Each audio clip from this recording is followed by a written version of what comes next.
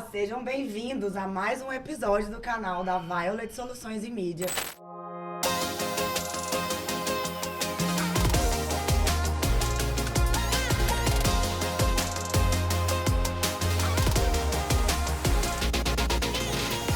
E hoje eu tenho o prazer de entrevistar o Léo Lobo, que está aqui com a gente. Ele que é especialista em mercado capitais e em commodity. Léo, se apresente para os nossos telespectadores, por favor. Obrigado, Carol. Obrigado pela gentileza, né? Primeiramente, uma honra e um privilégio estar aqui com você, com a Jaque, que eu conheci aqui, uma colega do mercado, né? Então, só para falar, eu sou goiano, sou de uma família bem tradicional aqui de médicos e advogados, aí eu resolvi ser engenheiro, né? Então, eu sabia que desde cedo eu tinha que me virar sozinho, então estudei em São Paulo, aproveitei as chances que a vida me deu, trabalhei em grandes empresas de engenharia, né? E coisa de 15 anos atrás eu fiz uma transição para o mercado de capitais. Só para deixar claro, mercado de capitais é diferente de mercado financeiro. Mercado financeiro é banco, mercado de capitais é dinheiro de investidor. Então são family offices, são assets, são investidores profissionais que a gente representa, né, Carol? E nisso a gente tem a felicidade de estar aqui em Goiás trazendo esse dinheiro para ser alocado no agro, em operações de fomento e de custeio, né? Meio que eu estava conversando aqui com a Jaque no começo, o que a gente faz? A gente estrutura dívida, né? Então são papéis, são CRAs, são CRIs, são debêntures, são CPRs que a gente registra na B3 e coloca isso para rodar no mercado financeiro, inclusive, né? Então... gente, hoje o papo aqui é sério, viu? Porque esse pessoal aqui, eles são brabos no financeiro e eles estão falando coisas aqui que eu tenho certeza que muitos de vocês aí não sabem. Mas nós vamos bater um papo tranquilo, a gente vai falar aí, vamos dar várias dicas, tá? Pra vocês sobre finanças. Agora eu quero mostrar pra vocês a Jaque Damasceno, Jaqueline, minha amiga. Ela também é uma especialista em planejamentos e investimentos. E vai estar aqui trocando esse papo com a gente. Jaque, se apresenta para os nossos telespectadores, por favor. Boa tarde, pessoal. Primeiro quero agradecer, né, o convite da Carol. Só para me apresentar um pouco aqui da minha história, eu tenho mais de 20 anos no mercado. Eu trabalhei mais de 20 anos numa empresa que se chama Banco Alfa, que foi vendido hoje, chama-se Banco Safra. E nessa transição de carreira aí, os 2 últimos anos que eu fiquei no Alfa, eu tive várias formações lá, porque eu fazia captação de grandes empresas para fazer educação financeira, fazer empréstimo e fazer ajustes, né, na parte entre RH e empréstimos, financiamentos, e nisso eu fiz várias especializações. Então, a minha formação é em administração de empresas pela PUC, depois eu fiz gestão comercial na FGV, depois também fiz em São Paulo de SOP, planejamento e educação financeira, e hoje eu já atendi várias empresas no sentido de palestra de educação financeira como Friato, Moinho Fino, Grupo Ventura, Sindijustiça também, que é um sindicato dos serventuários da Justiça do Estado de Goiás, entre outras grandes empresas que inclusive já tem mais de 5 já marcadas essa semana. Gente, que legal. Todos esses que ele falou, Moinho Fino, pessoal, patrocínio, por favor, ok? É verdade. Ai, gente, vamos lá. Eu quero que vocês comecem, gente. Vou começar com você, Léo. O que você, assim, qual que é o primeiro passo, assim, para os nossos telespectadores em relação a ter uma vida saudável? O que seria uma vida saudável para você, Léo? Bom, você tem que estar alinhado o que você pensa, fala e faz, e estar bem condicionado com o seu corpo, com o seu espírito e com as suas finanças, seu bolso também, né? Mas acho que você tem que buscar o melhor de cada área. E acho que esse papo aqui é sobre dinheiro, né? E falar o que eu acho importante na hora da pessoa conseguir colocar as finanças em ordem e assim buscar uma melhor qualidade de vida, né? Porque assim, dinheiro não é tudo, mas tudo precisa de dinheiro. Se o dinheiro não estiver em ordem, bagunça o casamento, bagunça o relacionamento, Exatamente. A pessoa tem dor de cabeça ali e não fica legal. Então, quando a pessoa começa a trabalhar, começa a ter dinheiro, renda, qualquer coisa, eu acho que o principal é ela criar o hábito da poupança. Ela pegar, guardar um pouco do dinheiro. À medida que ela vai guardando um pouco de dinheiro, coloca na poupança, em qualquer que seja a operação, não se preocupe com isso no começo, mas seja sempre essa questão de economizar um pouco do que você ganha. À medida que você economiza, você vai vendo aquele dinheirinho lá, que seja 50, que seja R$100, vai rendendo.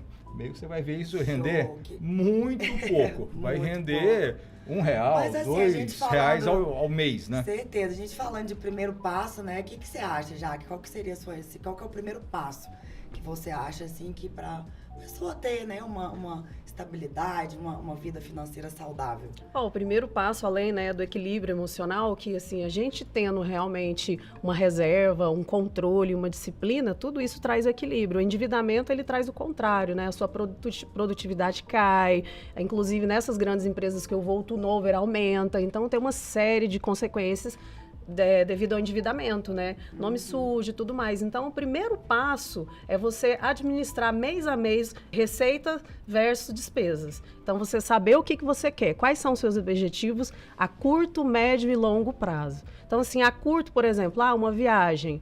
A médio, trocar um carro.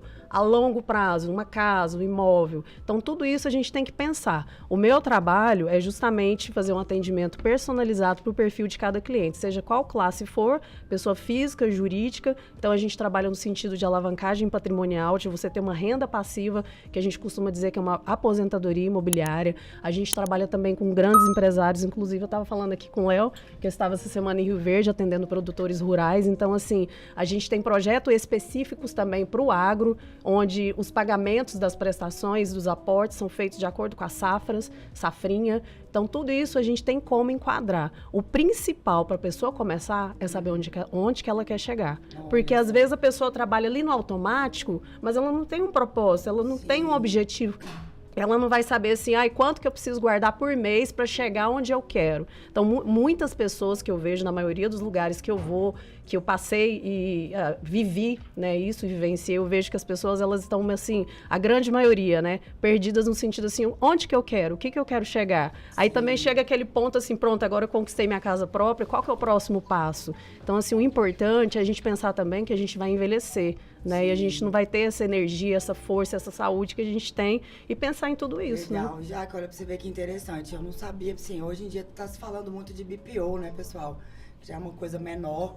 E Jaque, assim, todas as pessoas podem te procurar, assim, ela tem que ter um X de patrimônio, ela já pode chegar em você e falar, olha, Jaque, eu tô precisando fazer o meu planejamento financeiro, fala aqui. Qualquer pessoa pode me procurar. Meninas, olha que dica incrível. Classe A, B, C, D, qualquer pessoa, qualquer tipo de planejamento, eu consigo enquadrar hoje dentro do seu orçamento através de um planejamento mensal de disciplina e de produtos que eu tenho. Eu trabalho muito com consórcio também, presto serviço para a Demicon hoje, que é uma empresa de consórcio e investimentos também. As pessoas utilizam essa ferramenta para investir, que foi uma ferramenta mal trabalhada no passado, porque é aquela coisa da reciprocidade dos bancos, né? Eu falo com categoria, porque eu fiquei 20 anos, é um produto de prateleira, que banco não ganha com isso, mas nós ganhamos na parte de investimentos e do consórcio.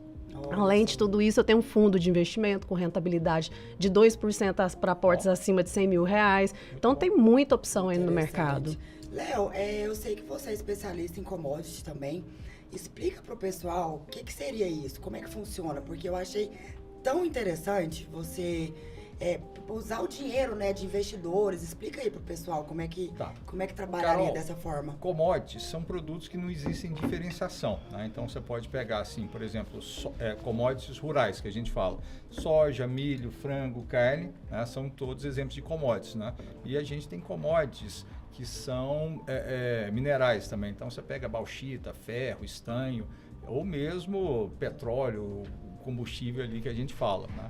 Então, a Leon, a minha empresa, ela tem a parte de investimentos, né? Que a gente trabalha no mercado de capitais. Então, diferente da Jaque, eu crio produtos bancários e através desses produtos a gente consegue dinheiro para alocar com os nossos potenciais clientes, né? Então, a gente está com dinheiro para agro, né? Basicamente, que ali a gente fomenta via CPR. CPR é uma cédula de produto rural. Vocês têm que ser mais claros, pessoal. Então, vamos lá. Tem uns termos, muitas siglas. O que eu faço? A Jaque, ela é especialista ali em indicar produtos financeiros, produtos bancários para pessoas. Então, quando você compra um título privado, uma CPR é um exemplo de um título que o produtor, que o investidor pode comprar, que qual que é a vantagem? Não paga imposto de renda, né? Que você está falando de uma dívida. Outra coisa que é diferente que a gente tem que colocar.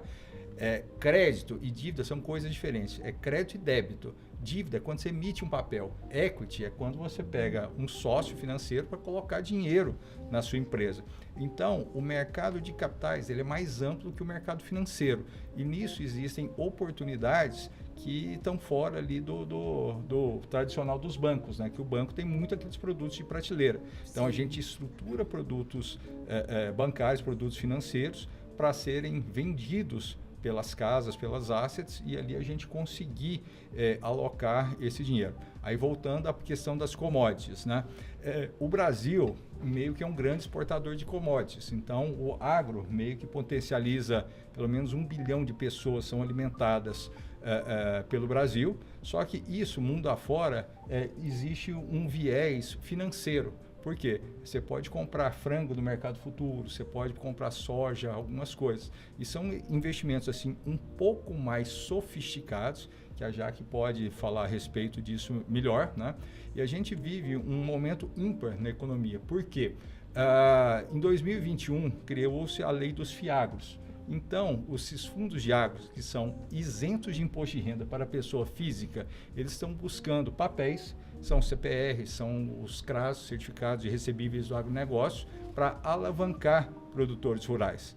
Então, assim, para você ter ideia dos volumes, a cada safra, o Brasil movimenta quase R$ 1 trilhão para fazer essas operações, gente. E isso é dividido entre os bancos, entre as trades e o governo. O governo, notoriamente, não está muito bem com o agro agora. E isso abre um espaço muito grande para os investidores profissionais colocarem os recursos aqui. Em 2021, nem existia fundos de agro.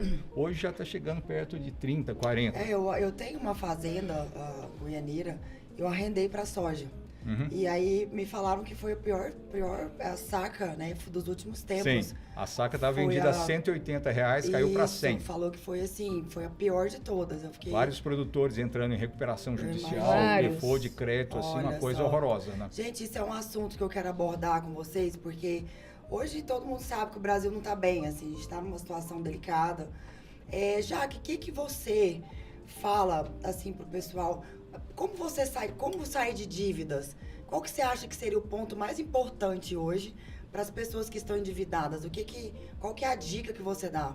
Para o endividamento, a primeira coisa é a disciplina e organização do seu fluxo de caixa, né? Eu ontem mesmo, um exemplo, eu atendi um produtor rural que ele está vendendo todas as fazendas e propriedades que ele tem em Uberaba, Ribeirão Preto, interior de São Paulo, para poder comprar imóveis em Orlando. Por quê? Por conta dessa questão hoje do governo, que, como ele falou e citou aqui sobre o agronegócio, não está bacana a situação. Então, o que está acontecendo? Eles estão tirando dinheiro também do Brasil e colocando no exterior. Então, tem muita gente procurando investimentos e dolarização. Eu vi que você falou também, tem offshore, né? Sim. Também family office, enfim.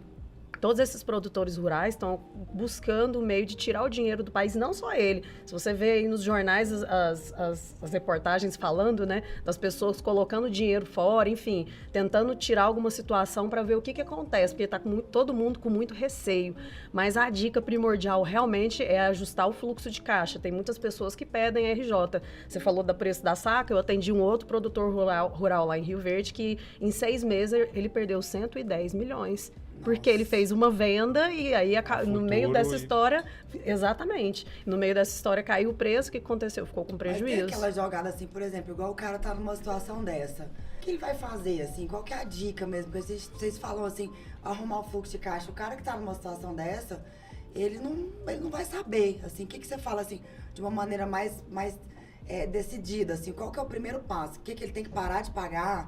as Sim, coisas, ele tem que... O que você falaria sobre isso? Assim? Casos pontuais, né, específicos, igual no caso dele, ele está pedindo o RJ, está renegociando com os investidores, está acabando com dívidas que, no caso, na verdade, deixando de pagar as que são essenciais para a sobrevivência, a parte do custeio, como ele também falou do investimento para custeio. Então, tudo isso tem que ser personalizado de acordo com a situação da pessoa, da empresa, ou do produtor, ou se for na capital, uma pessoa que trabalha aqui também com imóveis, até um corretor de imóveis, ou qualquer outro tipo de profissão. O inicial mesmo é você levantar todas as suas dívidas, ver qual o valor real, né? Exatamente, o que você está devendo, o que você tem para receber e o que é primordial para a sua sobrevivência. Essas são as mais importantes. Depois buscar as pessoas para negociar. Aí, pessoal, tá vendo? Essa dica é importantíssima da Jaque, porque primeira coisa, tá endividado, pega tudo, vai nos bancos, junta os cartões, vê tudo que você tá devendo e aí sim você vai começar a bolar um plano de negócio.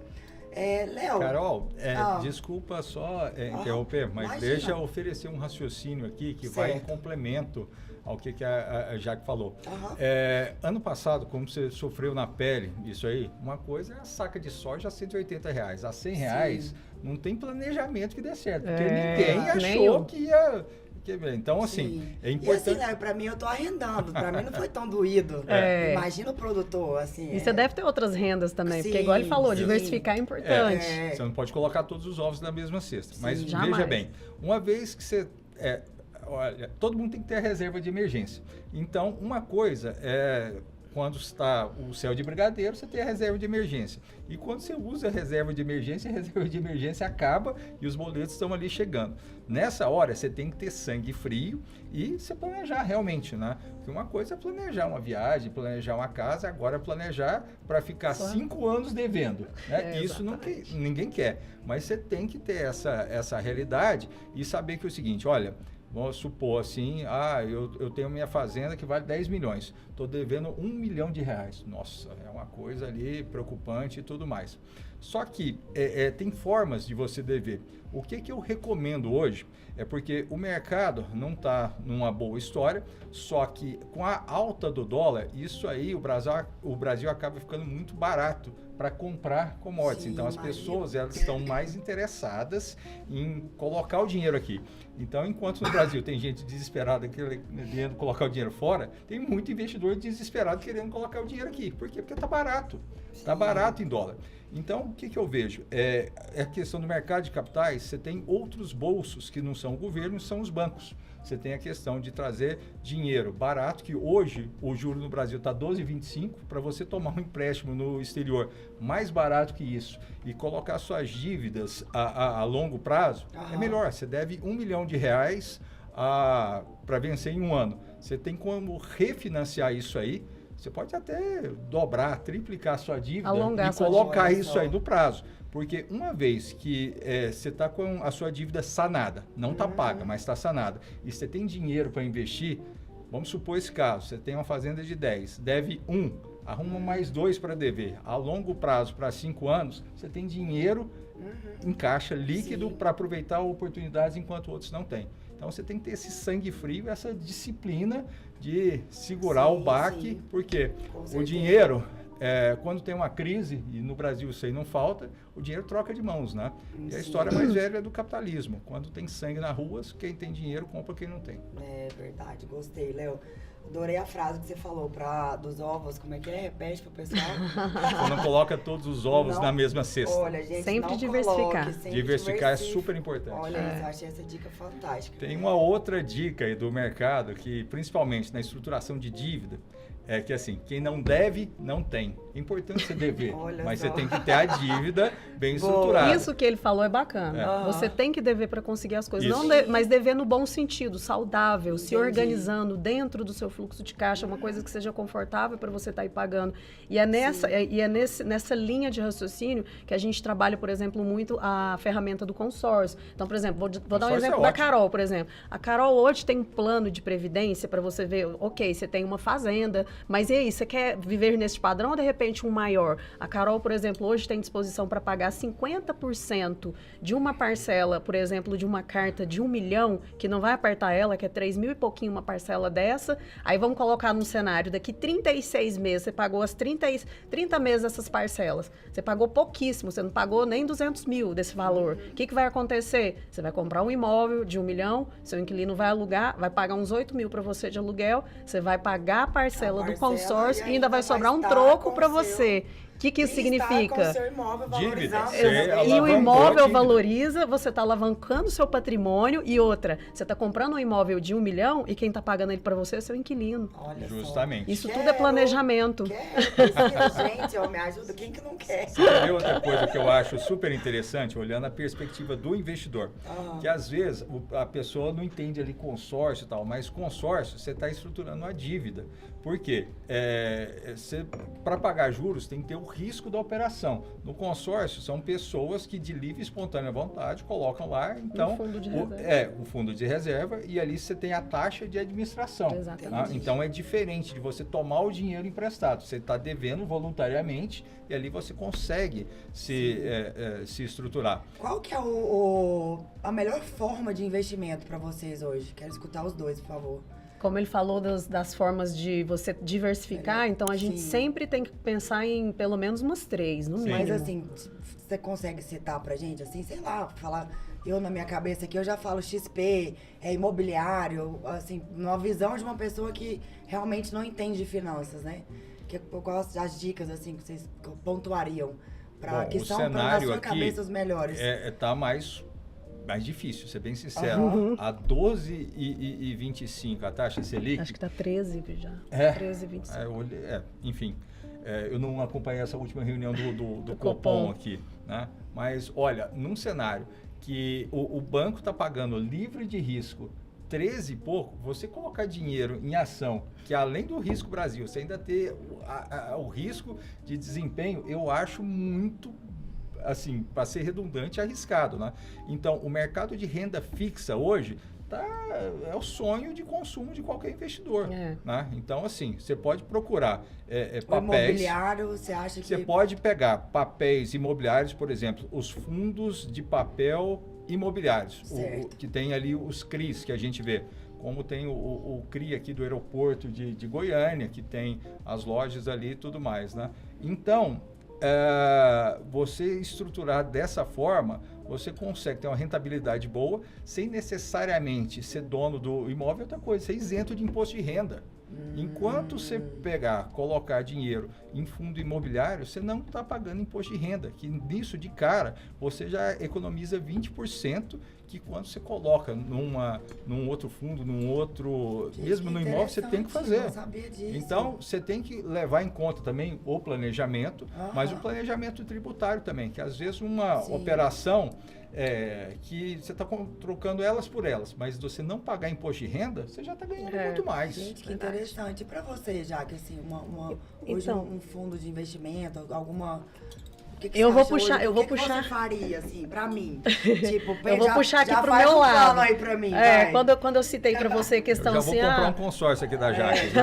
Quando eu falei assim, Carol, por exemplo, o que eu faço geralmente? Eu faço eu gosto muito de fazer um paralelo, né? Igual, será que a Carol hoje, ela paga alguma previdência, né? Porque a gente sabe que funcionários que são CLT, por exemplo, tem a previdência social, né? E quem é autônomo ou procura fazer uma previdência privada. Seguro de vida, mas assim, não mas o seguro de vida, né? Só depois que você... Só pro meu filho, depois eu já passei a lei. Exatamente. Mas o que acontece? Como ele falou, a previdência privada tem a tributação, né? Ela é limitada, né? Ela tem um período para você receber. Agora, o que eu falei na parte de aposentadoria imobiliária, para quem não sabe, o consórcio de imóveis, ele todo ano tem um reajuste pelo INCC. Para quê? Para não perder o poder de compra, né? O Índice Nacional de Construção Civil.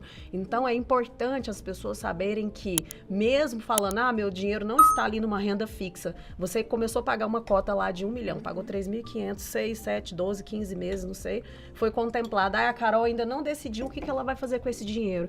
Esse dinheiro fica dentro de um fundo nosso lá, como se fosse um CDB, rendendo em torno de 0,8% a 1% por mês. A hora que você decidir comprar o imóvel e colocar ele para alugar, você não tem pressa nem nada, você vai colocar esse imóvel como você mesmo visualizou. Esse imóvel ele vai se valorizar, então o que vai acontecer? A pessoa que vai alugar ele vai pagar isso para você e você vai só crescendo o seu patrimônio. Ah, não, agora que ele já está pagando, que eu tenho um contrato de X anos aqui para ele pagar isso daqui, eu já vou começar a pagar um outro, porque para mim não pesa. De repente não precisa ser outro de 1 milhão, pode ser um de 500 mil. E assim você vai fazendo uma crescente. Então, eu acho injustificável as pessoas hoje terem previdência privada, porque quem ganha mesmo na previdência privada é o governo e os bancos. Sim. Então, a gente tem que... Por que um gerente de banco nunca vai falar isso para você?